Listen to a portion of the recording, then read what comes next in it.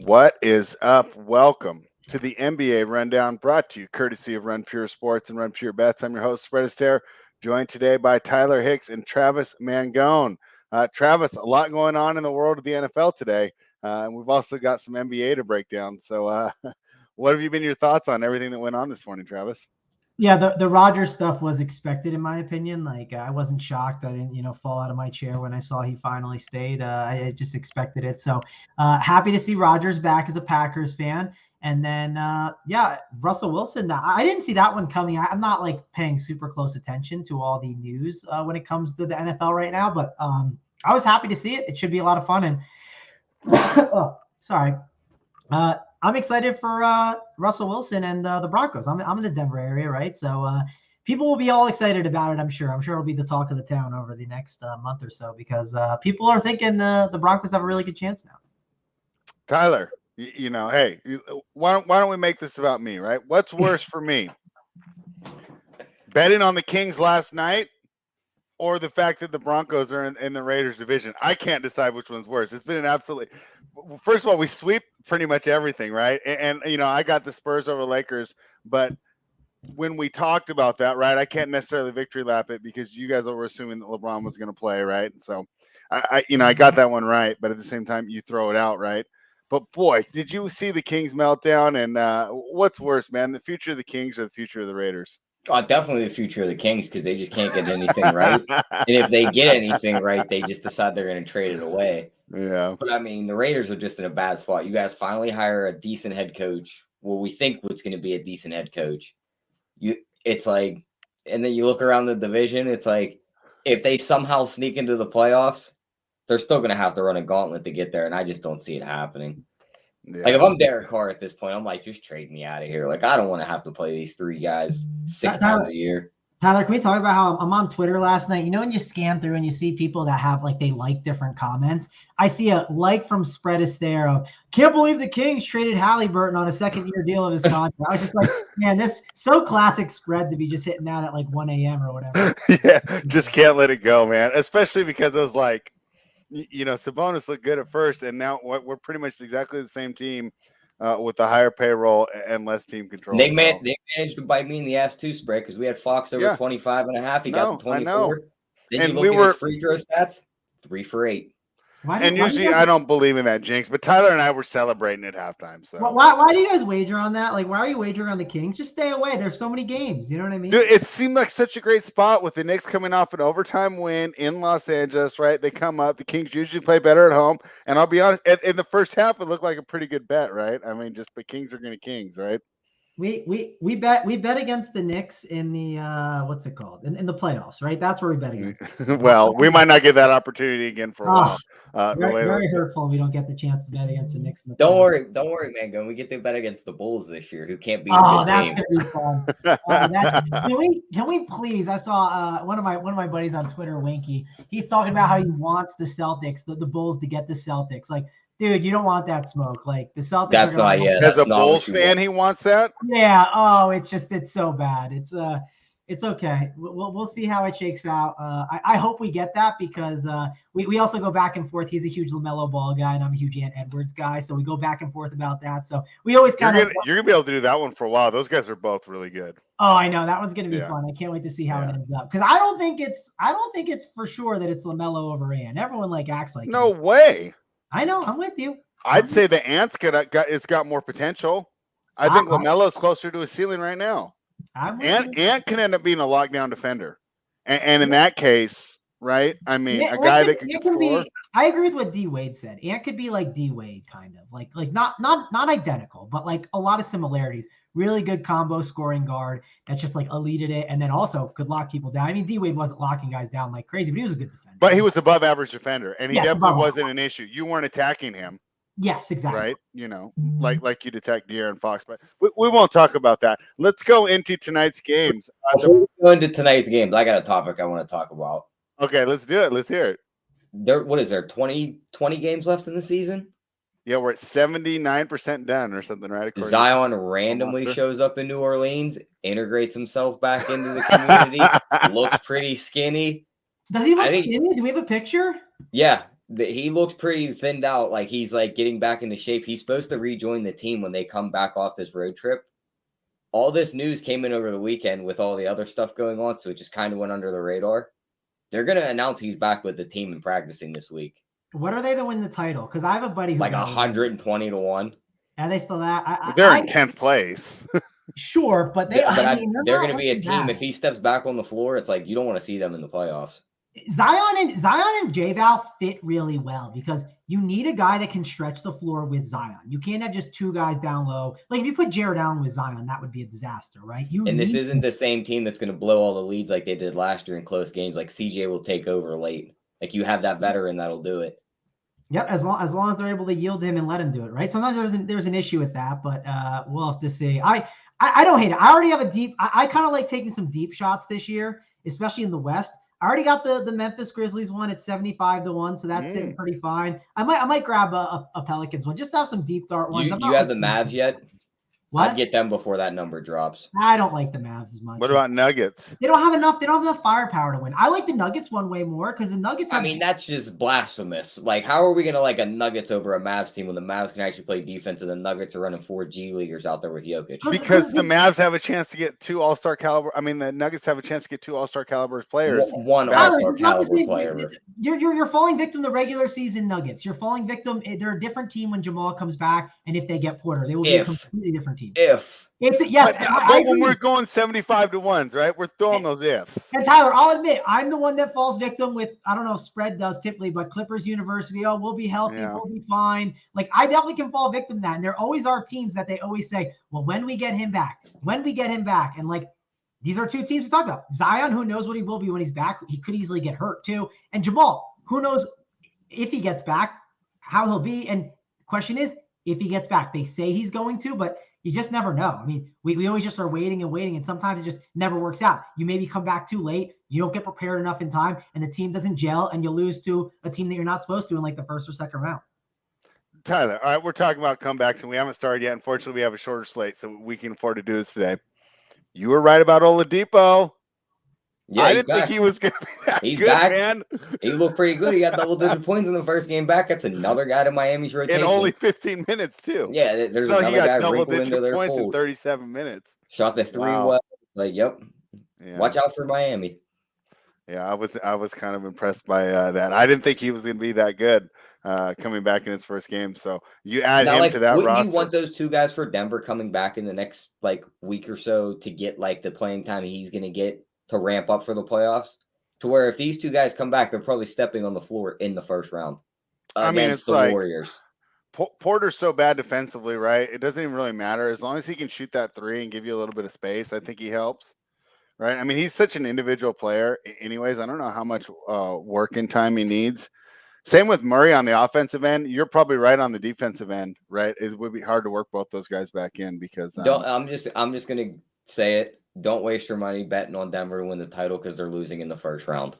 Well, how about this, Tyler? I can get the Pelicans right now to win the West at 120 to 1. I can get the Pelicans to win the title at 240 to 1. I mean, that's just ridiculous. Yeah. Dude, like the teams ahead of them. The Hornets are ahead of the Pelicans. I don't think that's true. No. Like the Hawks, I mean, maybe. I mean, they got to get healthy. They've been working on that all year, but they can see that being like the Raptors. Like, dude, the Raptors definitely are not. They don't have a shot. Like, no, there's no way. Like, I don't know. Again, we're talking crazy shots, right? This is These are not like 1-to-1 bets. Like, don't be in the chat. But these are the bets you make that you'd be talking about 10 years from now if you hit. Yeah, right. Yeah. I mean, that they could be potential to be all timers. So let's go a little more short term. We're talking about bets that we can make today and we can cash them tonight. And let's start with the Brooklyn Nets. And they're taking on the Charlotte Hornets. Charlotte Hornets catching 4.5, total of 239.5. Hornets plus 166 on the money line. Tyler, man, you just keep beating me. So we're talking last night, right? Travis, Tyler, and I are talking, and I was like, he's like, man, I think this number is going to be 5 by the time we wake up, and I'm like, I don't think so. I think every time it gets to 3.5, there's going to be buyback grabbing the Hornets at home past that, short key number of 3. Once again, Tyler was right because this line's out to 4.5. Tyler, I know you have a side on this. Do you still like it at this number? What are your thoughts on the Nets and the Hornets? Yeah, I would play it up to about 5. I know Aldridge is still out. Simmons is still out. But you look at the 2 games since KD's been played, they played Miami and Boston, 2 of the best defenses in the league. KD played well in both games. They're going to have Kyrie back on the floor for this game. These 2 teams have identical records. They're the 8 and 9 seeds. Yeah, 32-33. You got to think Brooklyn wants to make up some space here. They don't want to be in that play, and even though they're pretty much locked into it at this point. But I think their offense comes back to play tonight. This defense is nowhere near the other 2 teams they just played. Kyrie's going to torch either of LaMelo Ball and Rozier, and they don't have a body to put on Kevin Durant. I think they light him up tonight. I think they blow him out by 15 plus. I don't think they could set that number high enough. Wow. Okay, that's a strong take. Travis, what do you got here? All right, let me ask a really stupid question. Do we know when Kyrie's going to be able to play the home games? Because why would the Nets want to win this game? That wouldn't help them, right? Who knows, man? It's been such a circus. It's not ridiculous that I'm saying this, but it is kind of something to think about, right? Why? No, I was thinking the same thing too. Don't you want to kind of move yourself out of the situation where you can lose 1 game and be done? But can they get out of that if you guys say they're locked in? I don't look at the standings. Well, they're the 8 and the 9 seeds right now. They take an extra loss. Now they're the 9, and now they're sitting on the winner you're out game. They're 5.5 games behind Cleveland, who's in the 6th spot right now. Yeah, they're not catching them. Well, I mean, they could because Cleveland is falling off a cliff recently. Yeah, Cleveland definitely could fall pretty hard. Yeah, I mean, obviously, they're also KD's obviously gonna. I think it's too early for KD and them to be okay. Let's give up on it. They're still probably grinding it out. So, I guess I'm with you. But it is an interesting aspect of it. There is reasons to lose games for this team because they get Kyrie for an extra game. That matters. As stupid as that sounds, I mean, it just is. I don't know. I sort of agree with you. When I saw the number, I was like, yeah, I mean, I think it makes sense for the Nets with everything that you said. Also, big men thrive against the Hornets, right? And this is a perfect matchup where you can kind of get the best out of an Andre Drummond. So, yeah, I don't know. I don't think it's a bad spot here for the Nets. They do have to win games. So, I mean, down the stretch, this is when you want to kind of start betting on these teams that need to start winning some games, it feels like. And doesn't seem like a bad idea. If I was doing some parlays, right? Maybe a Nets in the money line is not a bad parlay to do today if you were kind of putting those together. DFS wise, we should talk about this game. So it's an early game. Let me look at we got a 7:00 game. We got 3 7:00 games actually, then a 7:30, 8, and 10. So a lot of games lock kind of early. So that's definitely worth calling out. Kyrie Irving is 10K with Kevin Durant there at 11-1. That kind of gets me a little nervous. And also, with Kevin Durant being there, I think with Drummond there, at least in the regular season, that's going to hurt some of Durant's rebound rates, I believe, just because Andre Drummond, that's one thing he's really good at is rebounding. And I'm sure that Kevin Durant is perfectly fine yielding to Andre Drummond there in that spot. So I think it's a really good spot for Drummond. Basically, the rest of the year, if I told you play Charlotte Hornets, right? Just play play any centers against the Charlotte Hornets, you'll probably do well. It'll work out for you. So if you want to play Drummond tonight, go ahead. He's someone I'm definitely going to consider. Claxton at 3-2. That's just a dirt cheap price tag. We have a lot of value or enough value on the slate because it's a Sun slate and they haven't adjusted their prices enough. So I don't think you'll need to do a Nick Claxton, but I think he's not a bad play today. Definitely someone that can be considered as a value. I really don't like the Kevin Durant and Kyrie spend ups though. And then on the Charlotte side, LaMelo Ball is 8-7, which is, he has a ceiling at that price, but I think I'm out on him. I'd prefer to probably go to, man, it's rough down here. I don't even know who I'd go to. It's just maybe I'd go to a girl, but I can't even do that. I just don't think you want to play any of these Charlotte guys. It just seems too rough of a spot to go them. If you want to take a shot on LaMelo Ball ceiling, I'll never tell you it's the worst idea, but I think there's better spends on this slate. That's kind of one of the reasons why I wouldn't do it. And I think the downside too, sometimes we forget, we were talking about LaMelo and Ant earlier, but I think LaMelo and Ant both have this similarity where they can anchor down your lineups. They're not your typical stud where yes, they do have an upside that's really nice, but they do have a really bad floor compared to some other guys, right? Kevin Durant, I know it's not the same price, but his floor is a lot lower or a lot higher than a guy like LaMelo and Ant. LaMelo and Ant can literally go out there and get you 15 fantasy points. You're well, LaMelo probably got in foul trouble and then they got blown out. Or Ant, it's kind of similar. He can get into some foul trouble or his shots just aren't falling. So I worry a lot sometimes with guys like LaMelo. If I do play a LaMelo Ball, then I'm definitely running it back with a Brooklyn net because that means I think this game is close and competitive. So I think a LaMelo Ball and an Andre Drummond stack idea is not a bad idea on this slate. And Tyler does not think it's going to be competitive. And I won't go that far, but Tyler and I were kind of talking about it last night, right? And he was detailing, the reasons he liked Brooklyn. And I said, I already finished my writing on that. I I'm wrote the leaning with same Tyler, exact stuff. We're on the Pardon? opposite sides. I'm leaning with Tyler. I think this game gets more ugly. The more we talk No, about we're it. on the same side on this one. Unfortunately, okay. I can't go head to head with Tyler. We were on the same page, because I'd messaged him, what do you think about the game? And then I wrote up my article, and then he wrote back his breakdown. I said, oh, I just basically written all that, but just to reinforce, right? Charlotte also always struggles with big men, right? But Brooklyn does too. But my point is, Charlotte doesn't have those weapons to kind of attack Brooklyn like a lot of these other teams do. Brooklyn's going to be very happy that it's a perimeter-oriented game, and they just have the better players on the perimeter because, of course, they have Durant and Irving, and they'll be comfortable in a high-scoring, kind of free-flowing game, not a physical, hardcore basketball game. A lot of reasons, right, that I think that Brooklyn's a great play tonight. Also, the fact that they've lost, 4 in a row here, both since KD's back, the team should be focused. Like you said, I don't think they're worried about the falling in the standings.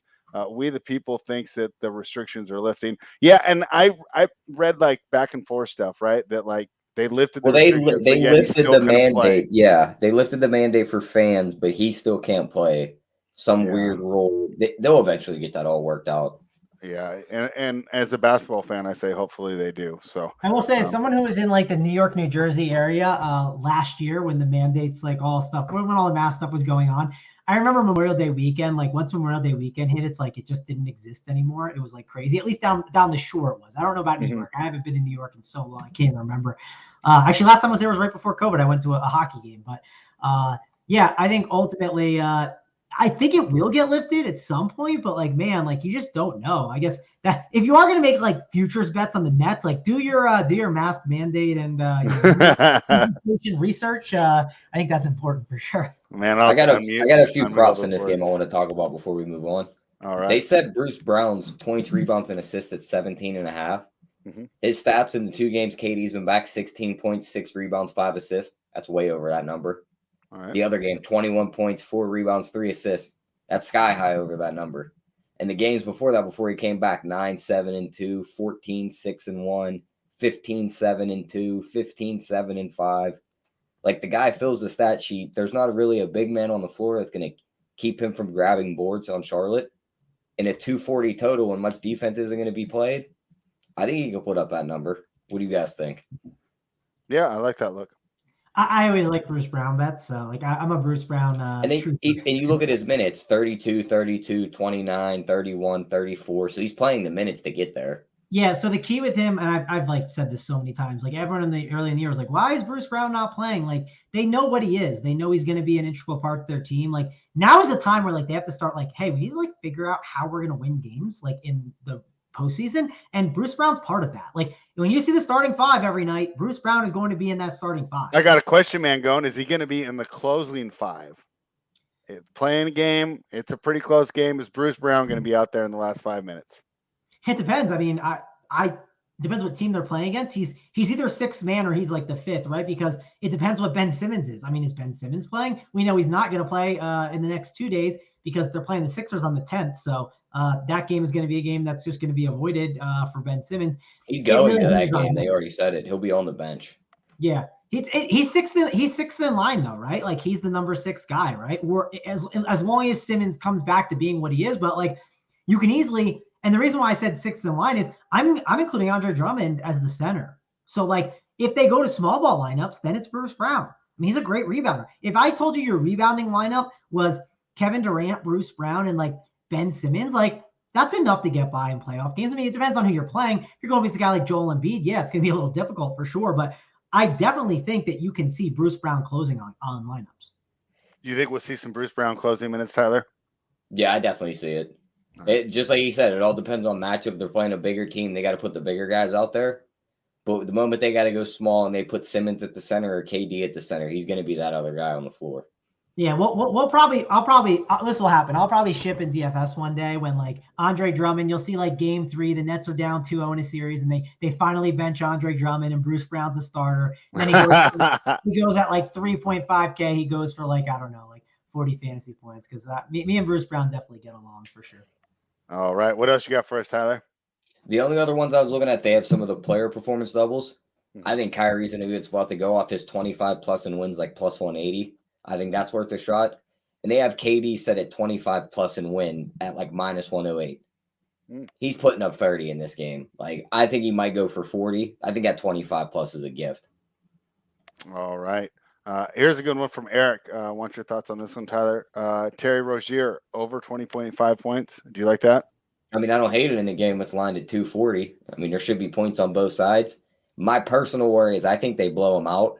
And if they blow him out, they might pull him and he might not get there.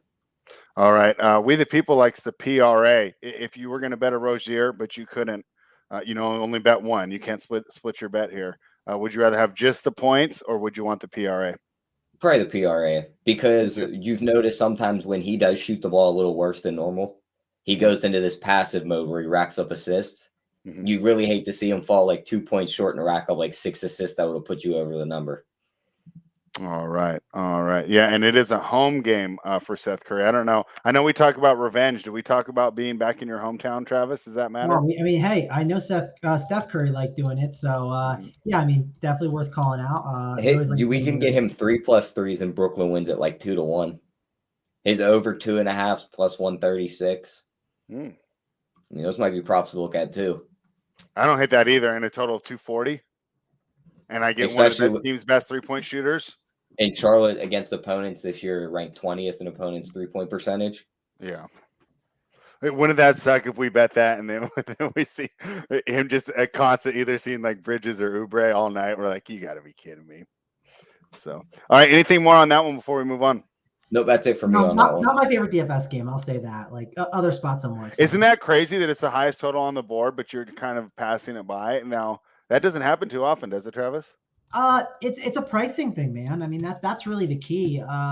Salary is everything. That's why people like, I was laughing. Someone in the chat the other day was like, oh, this guy's on my never again list. And it's like, dude, I mean, let's say Andre Drummond's on your never again list. Well, if he's 3K. He's 3K, yeah. Great. Now you're I put Tyrese Maxey on my never bet again list last night because he couldn't make 2 threes and then he made 2 of them in 2 minutes at the end of the game. Yeah. Well. It's just price is everything, right? So in betting too, like, I mean, that's for sure. I had a couple buddies making fun of me for some betting some Daniel Tice overs in the past, and he shot 3 for 13. But dude, if Daniel Tice shoots 13 shots, I'm in. Like, and he was starting, the minutes were there. Like, yeah, it sounds gross, but like that's what happens. Like when guys get in the starting lineup, like these props don't adjust in time, and like in that, like I'm doing DFS adjustments a lot of the time, so it's harder for me too. But if you're a betting guy, like, wait for those starting lineups to come out, especially down the stretch here. Like, we're going to get some crazy starting lineups, and folks are going to start getting really scared to hang up some props. So be sure to check out that. That's very important. All right. Yeah, and I wish I would have stuck to my never bet again list, Tyler, when I added probably the Sacramento Kings there back in like 2007, and I probably should have never taken them off. But let's talk about a good team in the West, the Phoenix Suns, who are minus 6.5 in Orlando, taking on the Magic with a total of 221.5. Magic are plus 217 here, right? That kind of caught my eye. The Magic open at 7.5. The market likes the Magic, and I think it's for good reason. This team is really playing well as of late. I think they won 3 of their last 5 games, which normally would be like whatever, but when you're as bad as the Magic are, that's definitely notable. Phoenix has lost 3 of their last 5 games. The Magic added Markelle Fultz back to the lineup. Let me double check and make sure that he's in there tonight. Yes, he's in tonight. Wendell Carter Jr. is in tonight. We're still waiting word on Jalen Suggs. Cam Johnson's still out for Phoenix, which I think is the reason, as well as the market, that this line moved, because Cam Johnson played really well, and I think it was the win over the Knicks, or was it the Trailblazers? One of the two, right? He dropped over 30, and he was definitely taking up a lot of the offensive usage with Booker and CP3 still being out. I still like the Magic here at this number, even though it's not the best available number you could have had. But I'll take the points here. What do you think, Tyler?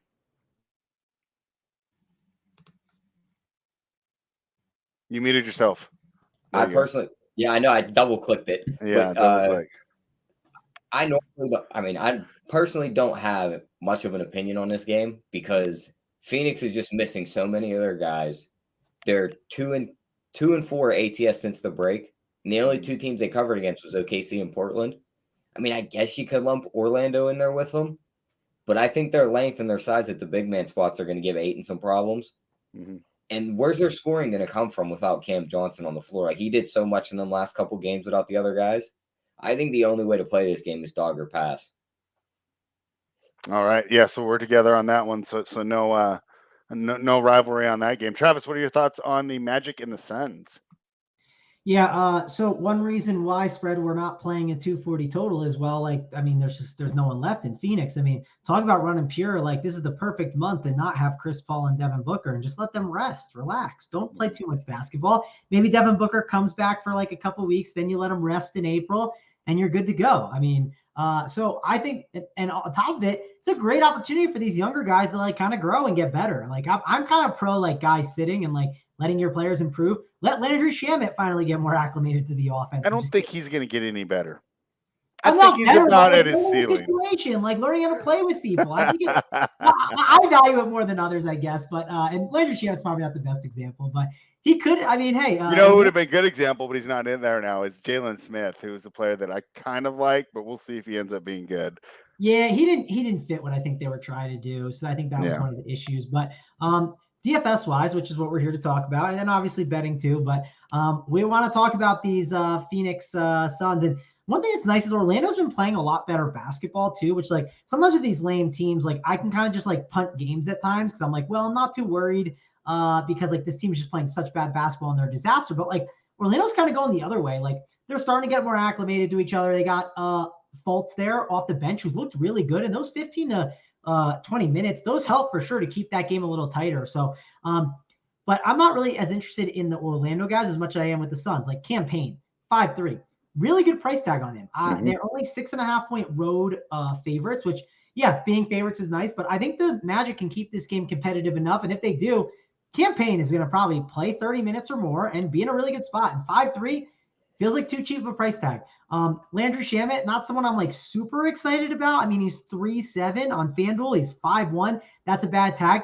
On DK, you can get away with it more because he's guard and forward eligible, but FanDuel, no chance. Mikal Bridges, the minutes he is playing, I mean, it's a ton. Problem is, he's not really like this like massive usage ball handler, but without Cam Johnson there, I do think they're going to need Mikal Bridges to handle the ball a little bit more. What you might see is, like Mikal Bridges kind of run that second unit because here's the starting lineup, right? Payne, Shamet, Bridges, Crowder, and Ayton. And then you have Aaron Holiday, Torrey Craig, JaVale McGee, Bismack Biyombo, Ish Wainwright, and Elf Payton. Like, first of all, they haven't been playing Elf Payton. Yes, it is an Elf Payton revenge game, so maybe they give him some run, but I'm not taking a chance on him.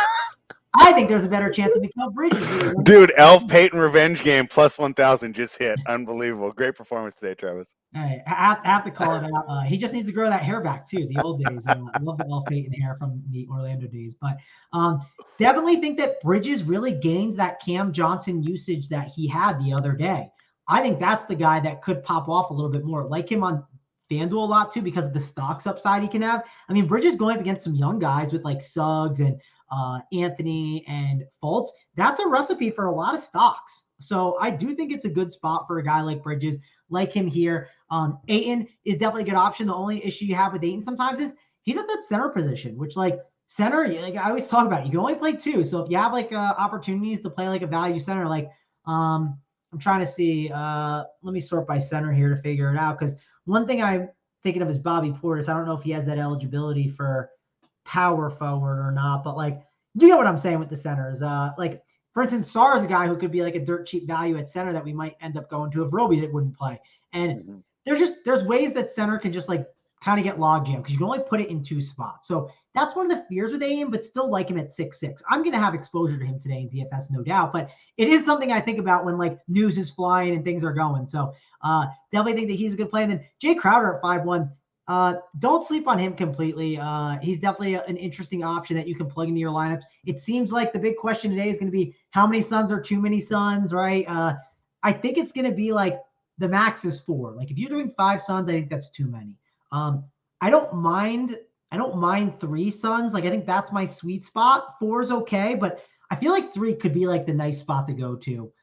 That's kind of my lead right now. Depends how news breaks because again, like the Bucks are playing the Thunder. there's definitely a chance that some Bucks sit where it can change up the slate.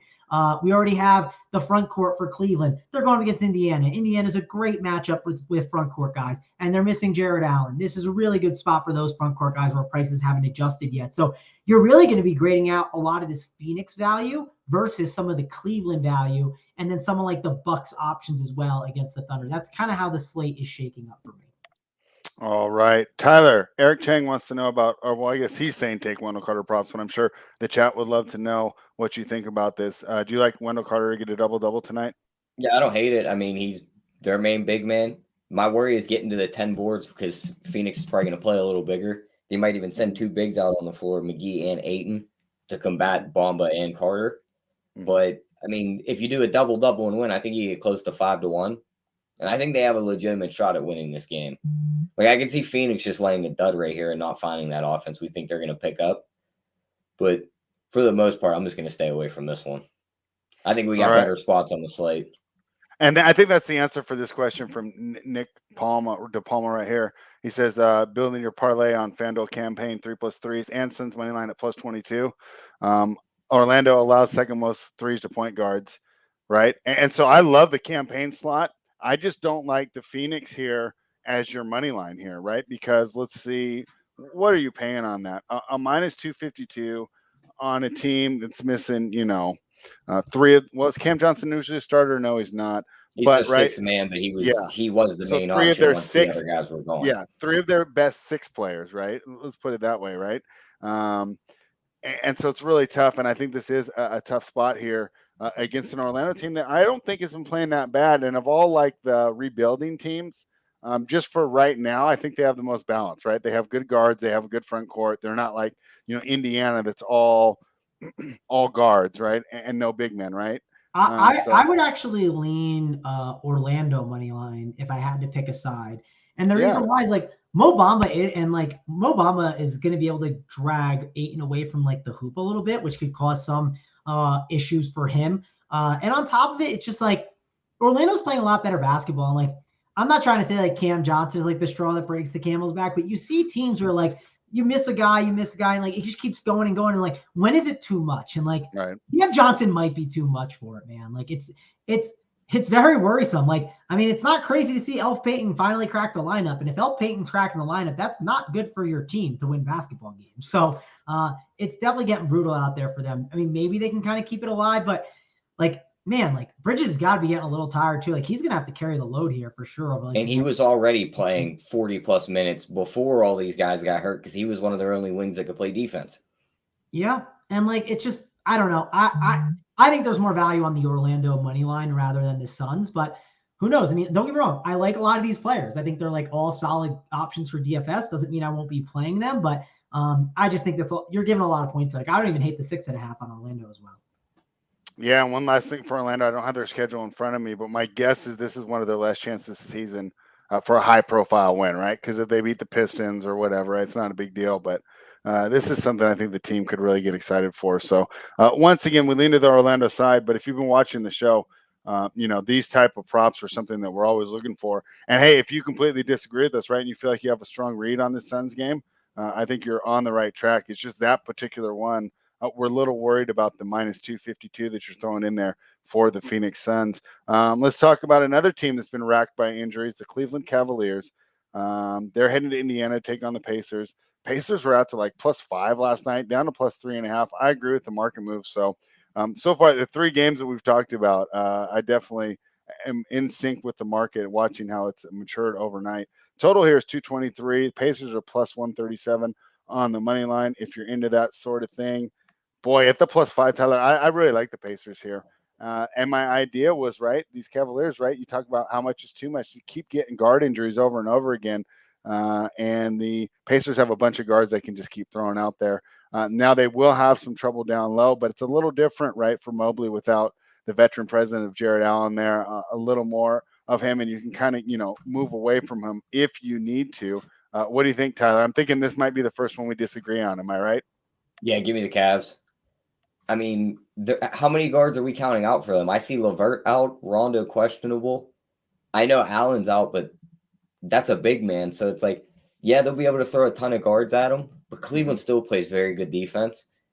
Indy's biggest guy on the floor tonight is going to be like 6'9".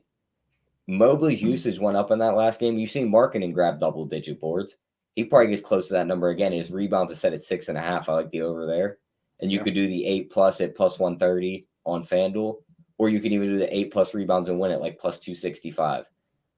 Mobley's going to absolutely feast on these guys. I could see him putting up like 20 and 15 in this spot and getting a few blocks.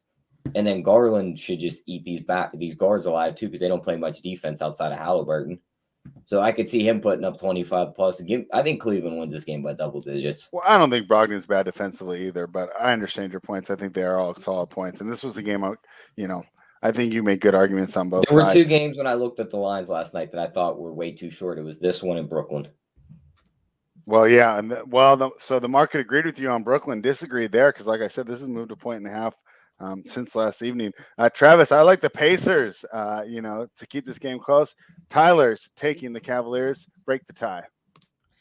Yeah, I think they can definitely keep it close. I do worry about like Cleveland, like have they lost too many guys? Like kind of like what I talked about, like has it all broken too much for them? I mean, they did get Garland back, so that's at least nice. It does feel like they're definitely be able to contend a little bit. Can Brogdon slow down Garland? That's going to be an interesting one-on-one matchup to watch because Garland's definitely going to be defended by Brogdon, you would assume. So Garland isn't like someone I'm targeting a lot in DFS. I mean, that 9K price tag is a hefty one. You can argue he could have a really big game, but not someone I'm going out of my way for on this slate. I think Evan Mobley is one of the better plays on the Cleveland side at 7K. He's not typically like your guy that like attacks the basket a ton, but it does feel like he's going to have to pick up a bigger load here. Kevin Love too. It feels like that's going to help him a little bit. He's at 5'8". He has the ceiling to get to 40, but you always do worry, like, I don't know, what's the point of rostering Kevin Love at 5'8"? Like, it's just like you have to get that ceiling performance, and like the minutes aren't always there. So that's another concern that you can have, especially against a team like Indiana. So I'm not itching to play all the Cavs. Like I think that Kevin Love is the bet. Yeah, Kevin Love's probably the best actually. The more I think about it, because 5'8" is really cheap. Like I want to play one of these front court guys. I think it's a good idea to build out your lineups between like a Mobley and a Love. Starting there is like probably a pretty good starting point. It's just you do kind of have to play a little bit of a guessing game. I don't know if both will get there. I think both can get there, but they're both going to have to be hyper efficient. That's the one worry with Kevin Love. Like I said, I don't mind rostering him at times, but I always get nervous about rostering because the minutes just aren't above 30, and he has to be very efficient. The good news is at least the matchup is really good. So more I talk about, I think I'm talking myself into more of Kevin Love being an interesting play. But if he does come in at high ownership, like you can always make the case for a fade on him because, again, the minutes could not be there. If the game happened to blow out one way or the other, Kevin Love wouldn't get that like rotation maybe to get the full run. So yeah, I think that's kind of my thoughts there. Kevin Love and Mobley, both really good plays, better than Garland in this spot. And then Cedi Osman at 4.5K. He did start the other day, the second half when Jared Allen was out. So I'm assuming he's going to get the start there. And Pacers are a team that we can attack offensively. We can attack them from the 3-point line. So Osman is definitely in play. He's also able to ball handle a little bit. And if you look at what their bench is, I mean, I guess they got the guys off the bench like the Rondos and the Goodwins, but I don't know. I think Cedi is going to get a little bit more ball handling responsibility here. So I'm okay with going with him as an option, but I want to know what his ownership is going to be. Like if a 33% Cedi Osman's on the slate, like man, then there's reason to kind of get away from it. So I think that these Cleveland guys are in play mainly because of the matchup, and we have Jared Allen out, so there's opportunity there. But I don't think I want to like slam all these guys in my lineups. Like I think like getting like one or two of them is not bad. Kind of like what I said with the Suns. Like I don't think 4 is correct. Like maybe it's 3. Like maybe the move is to go like 3 Suns and like maybe like 1 or 2 Cleveland guys. Because like I'm looking at optimals right now, and like I mean I see teams where there's like 5 or 6 of these guys between both the teams, and I just think that's a little too much. I think like being like down a little bit more on it makes a little bit of sense here on this 6-game slate. Yeah, and I know you've been asking DraftKings, haven't come through yet, but they haven't added the Moscow League, so you can once again roster Pangos, who's now in Moscow, not available for the Cavaliers anymore, even with all these injuries. Anything more on this game before we move on? We good, Tyler? Thankfully, Pangos is not playing tonight. And yeah, I'm not super excited to play the Pacers. Their price tags are a little rough. Brogdon's price was really good on FanDuel. Let me see what it is now. No, it's up to 7.9 now, so they've adjusted that. He's 7.8 on DK. Buddy Hield 7.3. Halliburton 8.8. Like, I'm trying to think. Like the only argument you can make for playing, I think, a Halliburton today, and I can sort by position because sometimes this matters a lot, but like sometimes shooting guard is not like the greatest position on the day. And like I'm looking at optimals right now. Like I see Landry Shamet on teams. So like if everyone's playing Landry Shamet at the shooting guard position spread, Halliburton and CJ McCollum at the shooting guard spot, they sound like some interesting contrarian options that might be kind of interesting to build your team out and make yourself a little bit different because you're giving yourself a different kind of construction than the field. So I don't hate the Halliburton idea if for some reason like you're spending down in a lot of different spots and you just need to spend up shooting guard. Because if you look at the spends today, we don't have a lot of these really great spend ups. I mean, we have Giannis at 12K. He could easily randomly sit. I mean, I don't know what's going to happen, but he could. Kevin Durant, we talked about how like we think he's fine, but don't love him. Steph Curry, I haven't played a lot of him this year and don't think I need to yet. John Morant at 10-7, he's okay. I mean, SGA at 10-6, if Drew Holiday's in with that defense and the possible blowout, like, man, I could easily see SGA have a down game. And the price is now 10-6 is the highest we've ever seen. Kyrie's at 10K. We got him and Durant together. We can eat into each other. Like, there's just like not a lot of amazing spend ups on this slate. Like yesterday, there were some really good ones. Today, not so much. What do you think about Jalen Smith, the guy I talked about earlier? Richie Smalls wants to know if that's a good pivot there. He has been like a lot better for them, but like, man, I'm trying to think through because like obviously matchup wise, there's no Jared Allen, so that does help the rim, but like could Mobley be on him a little bit more, which could be annoying. I don't think Jalen Smith's a terrible idea. I mean, He's gotten to some really consistent minutes. If you look 26, 25, 37, 29, 29, and then like that front court, like you could easily see like Isaiah Jackson, sometimes he can't keep his hands to himself, and you could easily see him go to the bench earlier, even a Brissett and a Jalen Smith kind of get some more looks. The thing that's at least nice about if you play a Jalen Smith today, this is probably not going to be the same Cleveland Cavaliers defense that we've seen with Jared Allen protecting the rim a little bit better. It is going to be nice for Jalen Smith to be in there. And I think that he could definitely have a decent game at 5'6". It doesn't feel like a bad guy. Like if you're building out your lineups, let's say you have a really strong stance on Jalen Smith. You think he's a good play. Put the lock button on him. Just lock him and then run some of the stuff in Saber Sim and see what you get. Maybe you find a team that you really like and it's just super contrarian that way. And maybe it plays like instead of going like six Cavs and Suns, maybe that forces your builds instead of going like a Jay Crowder. Now you're going a Jalen Smith, and then maybe it forces you off of like the Landry Smith at 3-7, and it forces you down to like a different guy, like maybe like a full punch shooting guard. That's like an interesting option. So like the point I'm getting at here is playing. If you have a take on a Jalen Smith, you think he's a really good play. There's a lot of really good values on this slate. So just lock him in, run the whole projections with everything, and just see what it gets. Look at like the top 20 teams and then pick one of your favorites. And you could really find a really good team that's like not too crazy and could ship everything if Jalen Smith has a pretty big game. All right, that's a great breakdown there. Reminder that breakdown is brought to you courtesy of Run Pure Sports and RunPureBets.com. Head on over, use the promo code GetBets to become a member. Tyler, another game. I got a little CLV on, but it makes it tough for this show because then, you got to talk about giving them out at a different number. The Pelicans are out to +7 in Memphis now. This is 5.5 when we talked about it last night.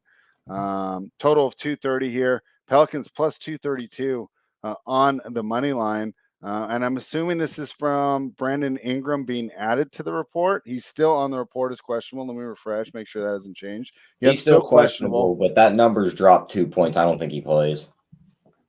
Yeah, I mean that's definitely it just keeps moving the other direction. That probably people kind of. I mean, I liked Memphis, but I saw a lot of people liking the Pelicans even at 5.5 at full strength. I don't think that's a market-based move. It seems like it's an information-based move. Anyways, I'll still like Memphis at the 7. It's just not nearly as attractive. What are your thoughts?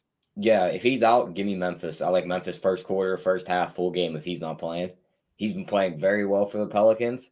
All that usage got to get pushed right back to CJ and the bigs. And we know this Memphis team on defense just locks down. I mean, they could throw Bane, they could throw Jaw at CJ, and then the bigs they can throw at Joe Val and Jackson Hayes. Just going to cause them problems. So definitely like Memphis if Ingram's out. If he's in, I would wait and bet it live because I think you'll be able to get a little bit of a better number. Probably get back down to that number you got spread of the -5.5. Yeah. But the moment he's rolled out, I'm clicking that button. Give me Memphis. All right, Travis. It doesn't sound like Tyler thinks Brandon Ingram's going to play. That would definitely make the Pelicans a little more attractive when making your lineups. How are you approaching this game? Yeah, sorry. I was finally responding to someone that I hadn't responded to all day. So I just remembered spread. We're on the Pelicans game, right? I caught it. We're good. Yeah. Pelicans and Grizzlies. So Brandon Ingram's news is huge for DFS. It's pretty big because it's worth talking about with the early games. Let's say you don't have the Brandon Ingram news. We have no news on it. We're waiting. We're sitting there. JSU's like, okay, big T777's playing all the early guys. JSU, we don't know what he's doing. He's on the Up the Lock show trying to figure it out. K Fallick's there and he goes, I'm backloading. And the reason he might be backloading is you could have news that breaks that no one is on. Everyone's roster spots are locked up. Everyone is playing campaign. They're playing DeAndre Ayton. They're playing Kevin Love. They're playing Evan Mobley. And if they're playing all those guys spread, there's no opportunity to play these other guys, right? Like you can't get them into your lineups. It's going to be very difficult. So I think there's a lot of opportunity here. If Brandon Ingram does sit in an ideal world, if I could paint it out perfectly, I'd hope that it locks at 7. I got a little bit of exposure to those Suns and Cavs, like I talked about. We're not jamming every single guy from that game, but I got some exposure. And then the Ingram news hits and I'm able to get some other guys on my teams. While everyone else is playing Landry Shamet, I'm playing CJ McCollum now with Brandon Ingram out. And I have a completely different build than a bunch of people. That would be great. That would be something that if I could draw up, man, we'd load the boat on the action tonight. So I think CJ McCollum at 9-1 is a really good shooting guard option. Definitely someone I'm going to be looking to get onto some of my teams. If you do miss a Brandon Ingram, I'm trying to think of who would come into the starting lineup. Could it be a Devontae Graham? Could it be a Tony Snell just because they want to keep Graham off the bench? And if it is a Tony Snell, that's usage to go around. And if people lock into DeAndre Ayton, they lock into Kevin Love, they lock into Evan Mobley, well, do they have room for Valanciunas on their teams anymore? I mean, that's another guy that could just go completely unowned on this slate. And it's a 6-game slate. We're looking for ways to be different. And it's a Jonas Valanciunas revenge game. Like, I mean, come on, spread. Steven Adams on the other side, too. A little revenge for him as well. But I think Valanciunas is the guy I like at center over Adams. And it's only 7.5K. Not a bad price tag. You also have Jackson Hayes, who he's shown you he has upside at that price at 5K. He definitely can get there. He does have problems with keeping his hands to himself, but so does Jaren Jackson. So it just depends who kind of fouls more early. Hopefully it's not Jackson Hayes. If I had to pick which one, it would be Jackson Hayes over a Jaren Jackson for me. I think that you could see like Herb Jones is 4-6.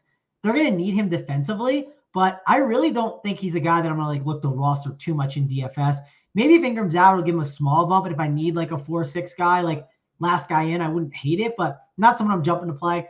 And then Ja Morant, like I know that Herb Jones is a really good defender, but he has struggled with guys driving to the hoop on him.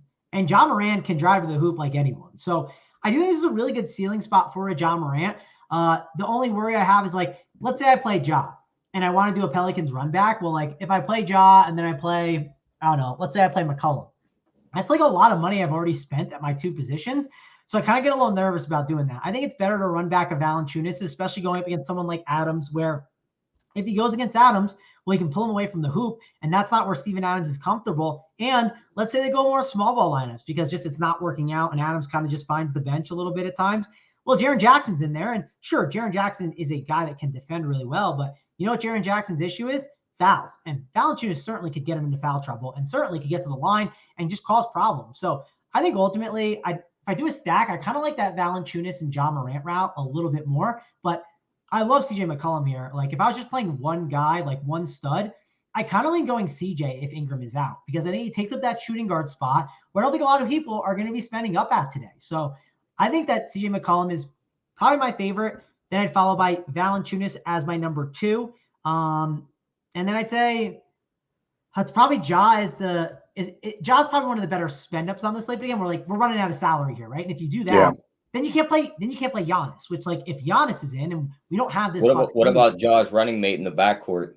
He's probably drawing CJ McCollum defense because they're going to put Herb Jones on Ja. I mean, Desmond Bane could explode right here. I like Desmond point. Bane. It's the one thing that's nice about Desmond Bane is at 6'5", he has a really nice floor ceiling combination that I don't mind. So yeah, I think the Bane idea is not bad too. And this is another thing, like at shooting guard, like I talked about, if everyone's gonna like right now, people are playing Landry Shamet. Like it's what I see. And if that's the case, maybe don't go all the way up to CJ McCollum. Maybe only go a little bit up, 3K more to a Desmond Bane. I certainly think he can get the job done. And like lock in Desmond Bane and then see what the teams look like. I mean, it might give you a different style of build that's still close to playing a lot of these really good plays. We don't want to fade campaign at 5-3, right? It's a good play. We don't want to just get off of him. But what we do want to do is find slightly different ways to make some really smart teams. And just spending up instead of going to Landry Shamet. Like when I look at here, the main team right now I look at, it's campaign, Landry Shamet, Jay Crowder, Kevin Love. There's a center. Take a guess what the center is today. It's the guy we talked about earlier. I can't say the whole team, so I'm not going to.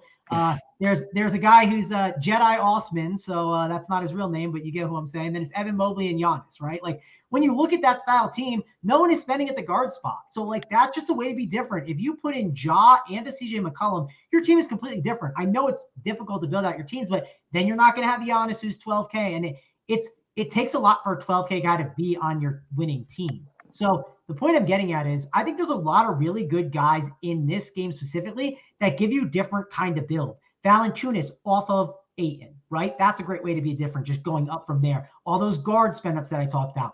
This is definitely a game that I think you can take advantage of in tournaments and hit a lot of ceiling spots. Hey, we're making good time. Let me go back to one thing you said there because it caught my attention. You said it's hard to win with a 12K guy on your team. Can you expand on that a little more? Yeah, like when you're 12K spread, like you have to do a lot to be on the winning team, especially if other guys like get there, right? Like for instance, the other night, this is actually a pretty good example. I played Steven Adams. He got 55 fantasy points. I did not play Jokic as much. I played a lot more Steven Adams. Now, Steven Adams had 55 fantasy points for I think it was like 6.5K, whatever it was. And at that point, you want to sign up for Steven Adams. But then when Jokic goes for 95, like you're screwed, right? Like it's all over. Like I lost. There's nothing I could do. I didn't have as much Jokic. But Jokic had to do that in order to get there at 12K. If you can get some other values to get there instead of a guy like a Giannis, like Giannis goes for 60, his raw points could be enough as long as the values get there. The values also have to get there. If Landry Shamet's one of the value plays and he goes for 15, Giannis's like 60 is not going to be enough. Because let's just do quick math. Let's say Giannis gets 60 and then Landry Shamet gets 15. Well, that is what? 75 fantasy points. Well, now I have to find a way to get 75 fantasy points between that's 15. So it's like 16K around. So now we have 16K to spend our salary. Let's say that you play and you need 75 fantasy points. Okay. Let's find two 8K-ish guys to beat 75 fantasy points. The combination I found is Malcolm Brogdon and Terry Rozier. Both those guys could easily go for 40, which is like ease, just like simple. Like that's not even like a big game for them. That's just like average value.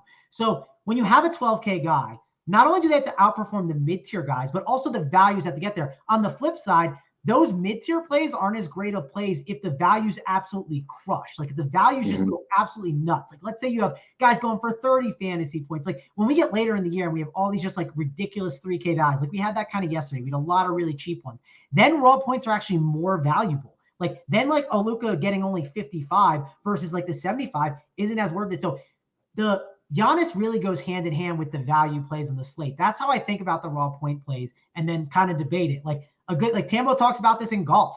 He talks about how like take like two of the chalkier plays that like people are on in golf and then change it. Like if like the golfers are like Dustin Johnson and John Rahm, you can easily like find like two guys that are like 4 times less the ownership that are like just as good of plays. And you can find that a lot of time. Like all you have to do is like take an optimal, like I just did there, change out Giannis and Landry Shamet for Malcolm Brogdon and Terry Rozier. And what do you know? Like that's just instantly different. You have two guys that are not going to be owned on the slate that add up to a similar like salary. And all you're doing is taking the cheapest guy and the most expensive guy in the slate, and you're just getting off of them. And maybe you have a take that Malcolm Brogdon is a really big game. And if that's the case, well, that's a great guy to put in there as like a low owned guy that people just won't be on. And when he goes for like 55 fantasy points at like 2%, and then you have all these good chalk plays around it, you have a really good team. That's why when I play DFS, I'm more interested in my lineups, not like the individual ownership. I want my full lineups to have really good ownership. If everyone's 20% owned, that's just not going to be like a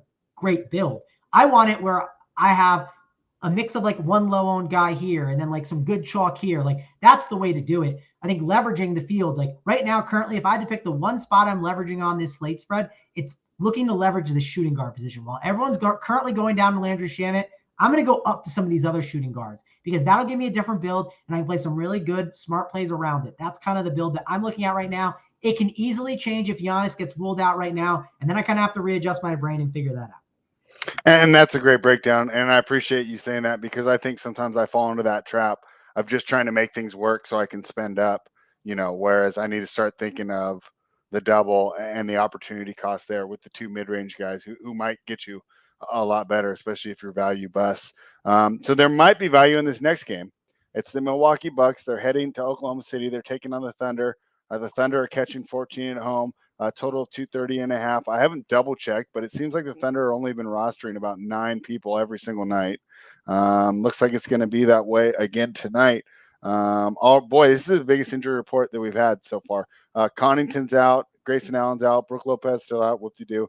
George Hill's still out, Muscala out, Dort's out, Favors out, Kynrick Williams out, and Ty Jerome all out. Isaiah Roby questionable. So it seems like there should be some value in that game. And of course, we'll let you break that down, Travis. But let's start with you, Tyler.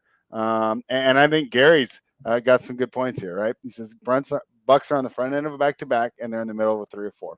Wouldn't shock him to see multiple Bucks sit tonight, and that's on top of the guys that I've already mentioned. He got crazy and put a half unit on the OKC money line at plus 650. So that's how Gary's approaching it. Tyler, what are you doing with this one? Yeah, I'm not going that crazy for the money line. I will side with the plus 14, though. I like them here. And I like we the people's calling the under, because you look at – I know you can't really base this off of previous matchups, right, but a 230 total between these two teams. They played once already this year. Or no, this is last year. 86? 96-89. The game before that, 98-85, 109-114, 133-86. 121-119 is the first game that clears that number, and that was on November 10th of 2019. All right, that's a good way to bring it back. And yeah, so, it is tough, right? They only play twice a year, and these rosters have turned over quite a bit. But yeah, Tyler, it's a new world since pre-2020. So yeah, for sure. But that's what just anything before 2020 didn't exist, honestly. So well, he's just saying in this whole new world, they've never gone over this total. So I do like your point there, and I do like the Thunder at the plus points. So when you say you like the under, we know those correlate. Any props you got before we let Travis break this down? Because I think this is an interesting game from a DFS perspective. I mean, the only one I'd go for is SGA's points plus assists, right around that 35. Dude, he's been balling. Yeah, I mean, just the averaging 33 and 6. He gets there on points, and then a few assists, he clears the number. So that's the way I'd approach that. All right. Yeah, Travis, it's hard to ignore SGA, but talk to us about how you're approaching this game. Yeah, SGA at 10-6, man, it's just, the price is so high, but he can get there and have a big game. If I play SGA, I feel like I am playing like a buck. Like, I don't know if it's for sure Giannis. Like, I don't know who's going to play. Like, I assume there's a chance all these guys play. There's a chance they don't. I don't know what's going to happen. I'm not going to act like I know what's going to happen. I'm just going to be ready to change if I need to. I'm going to listen to what's going to be said. I think we'll get I know we will get some kind of update by 6:30, or we'll obviously get the 5:30 report, but even by 6:30, we'll at least hear from Budenholzer. Well, that's going to be key. I'll at least know before the 7 o'clock games how to kind of handle it, what to do. Should I backload more for this situation? Should I not? I don't think you're just going to hear absolutely nothing by the 5:30 report, the 6:30 report. If you hear nothing by then, I'm assuming that those guys are in. That's just where I'm going to be. If I hear absolutely nothing, but we'll see what happens. I think it's going to be interesting. We'll obviously see pregame warmups as well. And on top of it, if you are really just sitting there and wanting to wait for this Bucks news, and again, this is news that we're kind of just guessing on because we assume that's a good spot to sit. But let's say you just want to not fade, but get a little bit of exposure to the early games, but not load the boat too much where you have flexibility. Well, you have good spots in that Pelicans game as well. So you can wait another 30 minutes if you need to, and then get on some better plays if Brandon Ingram does sit. But Brandon Ingram could randomly play, and then all of a sudden, no, it doesn't change. And I know Gary in the chat is saying, well, he's got a bad hammy. He's guessing it's going to happen. Hey, we all thought LeBron was going to play yesterday, and then he didn't. It's just, I like to be ready to be flexible, be ready to change to a different spot and think through the scenarios. But I think we'll get the updates. That'll be key.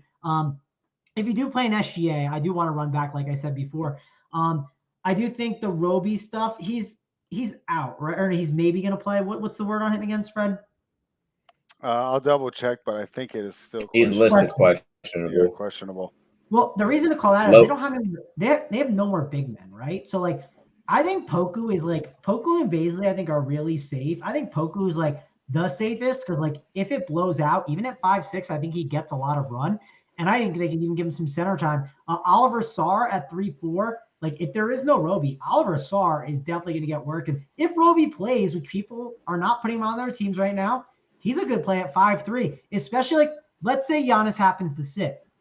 Now you don't have Giannis's defense as much down low and protecting the rim. You have Bobby Portis down there, which Bobby Portis is definitely a guy that you can attack defensively. And on the flip side, let's say Giannis does sit, Bobby Portis at 6'2" could go for a monster game, right? I mean, if I told you Roby sits and Giannis happened to sit out of nowhere, which again wouldn't be surprising, and you played a Bobby Portis and Oliver Sarr team, everyone else is playing DeAndre Ayton right now. You're already just really different with that, and you have some news that hit that like not only made you different, but you're on some really good plays. So those are things that I'll be looking at. I won't just be looking at, if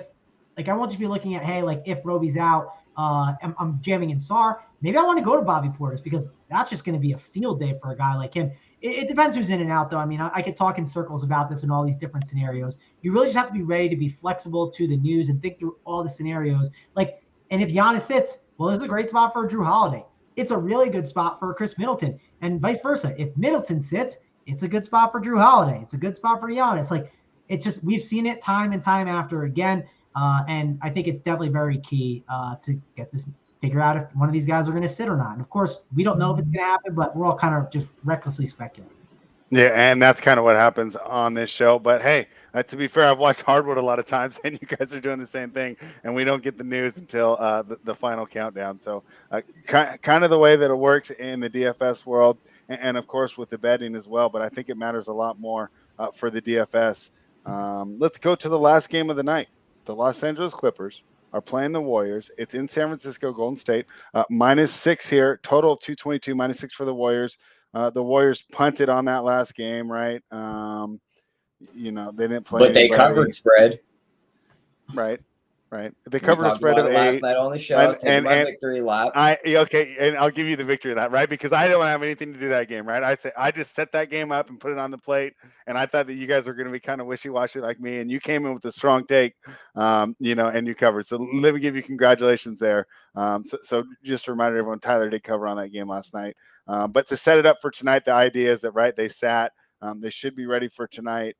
Clippers are an interesting team on – the sum is not the whole of the parts or whatever. Basically, you look at their individual talent, they don't seem like they should be that good, but they're a very good team when they all play together. I give credit to Coach Ty Lue. I think this is one of the best coaching jobs in the NBA that's going unnoticed this year because to me, that roster should be like in 13th or 12th place, and he's done a great job with that team. This is a tough one for me. The Clippers took a little bit of money, which makes sense. The Warriors have not been playing well. And we're still waiting for Draymond Green to get back. Tyler, they kind of been a pretty good fade without Draymond. How are you approaching this one tonight? Yep, give me the +6 on the Clippers here, spread. I think they keep it close. The total seems a bit low, too. I like We the People's calling just taking the Clippers in the over because that same game parlay probably pays pretty nice.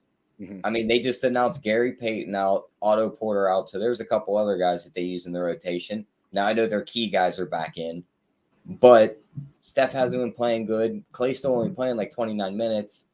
Wiggins plays good here and there, and this isn't a matchup I think he plays very good in.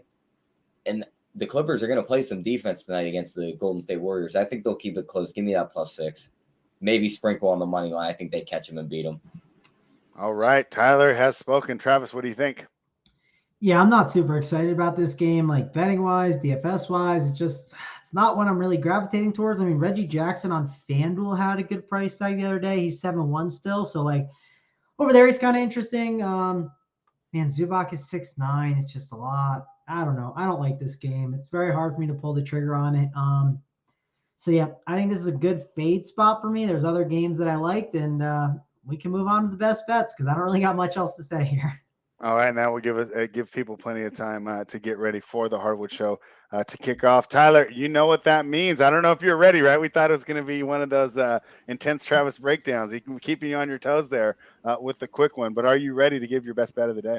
Yeah, of course. It's going to be easy. Give me Brooklyn. They're going to blow them out. And then for a prop, give me Bruce Brown's over 17.5 points, rebounds, and assists. both the best bets coming out of the same game. All right, Travis, what do you got for us? Yeah, not the easiest best betting card. I'll say that. It isn't, is it? Yeah, I thought it was a No, tough it's one not. too. But we're gonna go a little off the board here. Spread. We're gonna go with the Magic. We're gonna go the money line. How's that sound? So we'll take it with the plus 220. I just don't. There's not a lot of on the board. It's just simple. And I think this Magic team is playing a little bit better. I think the more we kind of talked about the Suns, I kind of got talked into. I think this team is breaking down a little bit more than I think people realize. At least for the time being, they'll be fine when the playoffs come. But that Cam Johnson injury just might be the last thing that they can't. It's going to hurt them. And I don't see them going out there and being that Suns team that put up 134 on the Magic 2 weeks ago. This is definitely not the easiest spot for them. I think they're on the road. They're running out of guys to play. I mean, it's just there's not a lot left.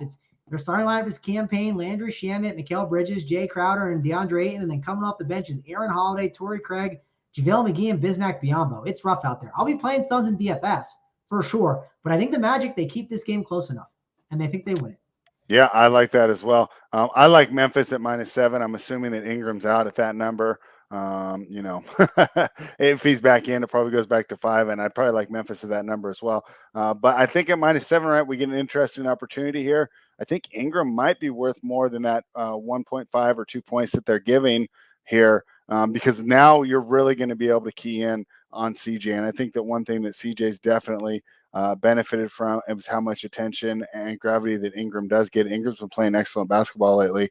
I think that's a big blow to the team, makes them a lot smaller. And like Travis said, right, if Tony Snell eats those minutes, that's definitely going to be a plus there for the Grizzlies, who have a lot of depth. And of course, we'll have the best player on the floor in Ja Morant. So that is my best bet. Our guy, We the People here, he's been giving out great plays. I got to read out his off. He says, mine is Rozier over on points, rebounds, and assists. And we got a couple minutes. So let me smash a couple of these questions from the chat that I missed during the show. Tyler, this one's for you. On Steven Adams, 4 assists, 5 assists. He has 4 in 10 straight and 5 in 6 out of 10. How would you think of Steven Adams? My guess is that we're a little worried about foul trouble, right? Yeah, that'd be my only thing is foul trouble. But if the numbers are saying he's getting there, I mean, I don't hate backing it because you're definitely getting a plus money play on that, on his assist. They're definitely not lining that at like a -110. The only thing I'd say about Adams is I feel like he's been I feel like it's been very matchup based of why he's kind of gotten there. But I don't know. I mean, I know I had him the other day against the Rockets. That was great. It feels like he's really crushing those bigger matchups. Like the Spurs, he had 36, which is a pretty good matchup for bigs. Chicago has been a little bit of an easier matchup too. He had 49. Pelicans, he had the 40.75 for DK points. He had 14, 13, and 5. So, hey, he didn't do too bad there. And then Charlie, he had a big game. So, yeah, maybe the Pelicans matchup is a little bit better for sure. So, don't hate it, but I'd watch it. Adams is definitely very matchup based for sure. And he showed it in that last game, so maybe it's not too bad. All right. Let me get to this one for you, Travis. He wants to know about Kevon Looney at just 4,300. Is that viable tonight, you think? No, I am not a Kevon Looney truther. Okay. I just don't ever play him. Maybe that's wrong, but other guys I'd rather play, and I don't think I need to go to him on this slate. I can't think of the number of times that I've watched the shows with you guys, and you guys are regretting not having Looney in your lineup. So maybe that's instructive in some way. Yesterday he went for 35, right? But Looney's one of those guys too that I don't know. He could easily they are kind of cautious with him at times. You could easily see at times in this game, he had 29 minutes last night. Are we expecting him to get a huge amount of minutes tonight again? I don't think so. So that'd be a huge concern for me. I mean, he's just not the kind of guy to go out and play another 29 minutes off the back-to-back. All right. Tyler, do you have a home run for us tonight? Yep. We're going to go with Seth Curry to make 3+ threes and Brooklyn win that game. I feel like he'll play good at home. We're going to go Evan Mobley double-double and Cleveland wins because I just think he eats on that front court. Mm-hmm. And then for the last one, we're going to go Desmond Bane, 20+ points and Memphis wins. I think he catches the easy defensive matchup while they're focused on Ja and keeping him out of the paint, especially after Houston gave the blueprint for it on Sunday. And I just think he eats off of that. So that gets us 28-1.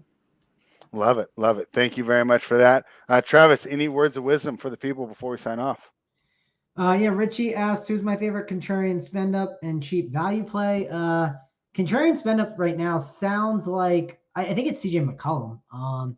Obviously, like that can change if Ingram ends up getting rolled out and he can become a little bit chalkier. But as of right now, that's probably the guy that I like spending on. And then from a value play, my favorite value, I mean, if nothing else matters, right? Campaign is probably the best one, but we didn't talk about this value. So let's talk about him. Jordan Nwora. These are the perfect spots for Jordan Nwora to chuck up the ball a ton, can easily play a lot, and he can get that closeout run as well if the game is close or if it's a blowout. There's just a lot of ways it can work out in Jordan Nwora's way. So I think Jordan Nwora is a guy we haven't talked about a ton that I really like as a value play. All right, there you have it. Travis, you're going to be jumping on hardwood here in about 5 minutes, right? Yep, I should probably get out of here so Simon doesn't get too mad. Yeah, so make sure you guys tune into that. That's on the Run Pure Sports YouTube channel. Of course, you are watching the Run Pure Bets YouTube channel. Please give us a thumbs up, like the video, share it with your friends. Give me a retweet. That would be cool. Thank you very much. See you guys tomorrow.